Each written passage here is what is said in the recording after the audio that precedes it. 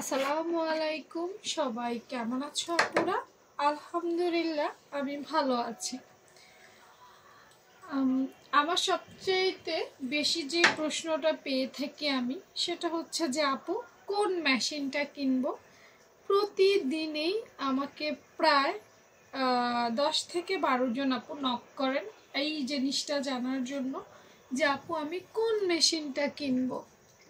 আমি একেবারেই নিউ, আমার কোনো অভিজ্ঞতা নেই।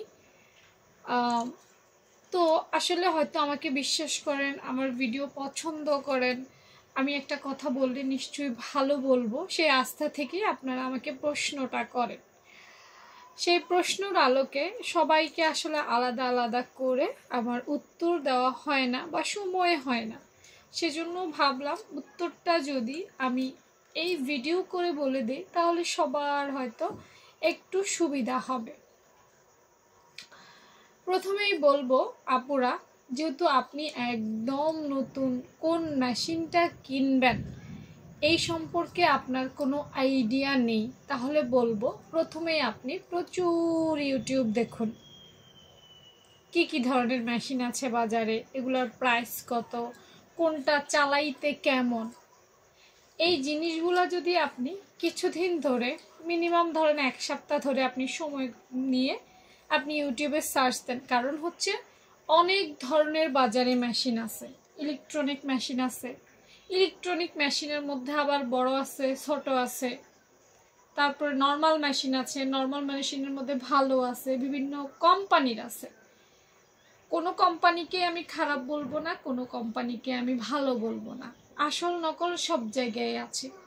আসল নকল পরের কথা। যেহেতু আপনি মেশিন সম্পর্কে কিছুই জানেন না, তাহলে আপনাকে প্রথমে মেশিন সম্পর্কে ধারণা নিতে হবে। আপনি কি পায়ে চালিত মেশিন চালিয়ে মজা পাবেন, না আপনি ইলেকট্রনিক মেশিন চালিয়ে মজা পাবেন? এই জিনিসটাকে আসলে আমরা প্রত্যেকটা ব্যক্তি কিন্তু আলাদা আলাদা, প্রত্যেকটা ব্যক্তির পছন্দ অপছন্দ আলাদা। তারপর আবার বাজেটের এখানে একটা ব্যাপার থাকে। আপনি কি 10,000 টাকা দিয়ে মেশিন কিনবেন, না আপনি 40,000 টাকা দিয়ে মেশিন কিনবেন, নাকি আপনি 20,000 টাকা দিয়ে মেশিন কিনবেন? আপনার পছন্দ মনে করেন একটা দামি, অনেক দামি দামি মেশিনও আছে, সেগুলো অবশ্যই ভালো, না হলে তার এত দামি হতো না। আপনার মন চাইলেও আপনি দামি মেশিন কিনবেন, কিন্তু আপনার সামর্থ্য নাই, সেই ব্যাপারটাও দেখতে হবে। সব মিলিয়ে আসলে আপনাকে একটা ডিসিশন নিতে হবে। আমি বলবো এই প্রশ্নটা আসলে আমাকে করে কোনো লাভ হবে না, কারণ আমি সারা জীবন দুটো মেশিন চালিয়েছি। আমার প্রথম যে মেশিনটা ছিল সেটা নর্মাল পায়ে চালিত মেশিন ছিল। এরপর আমি আস্তে, আমার যখন টাকা হলো তখন আমি একটা ইলেকট্রনিক মেশিন কিনে ফেললাম। ঠিক আছে, এখন আপনি শুরুতে শুরু করছেন, আপনার কি টাকার প্রবলেম আছে নাকি নাই, আপনার বাজেট কত, আপনি কি পায়ে চালাইলে কমফোর্টেবল ফিল করেন নাকি ইলেকট্রনিক চালাবেন, আসলে ব্যাপারটা সম্পূর্ণই আপনার নিজের উপরে ডিপেন্ড করে। হ্যাঁ, তো মেসেঞ্জারে আসলে আমি প্রত্যেকের ঘটনা, নারী নক্ষত্র, পছন্দ অপছন্দ সব কিছু তো আমার পক্ষে জানা সম্ভব না, তাই না? মতামতটা আসলে আপনারই নেওয়া উচিত। হ্যাঁ, এই কথাটা আমি সবসময়ই বলবো। আপনি নিজে ডিসিশন নেন। গুগল আছে, ইউটিউব আছে, সার্চ দিন। তারপর সার্চ দিয়ে দেখুন যে আপনার কোনটা ভালো লাগে, কোনটা চালাইতে আপনার কাছে মজা লাগবে, কোনটা দেখতে আপনার কাছে ভালো লাগবে, আপনি আসলে বুঝে যাবেন।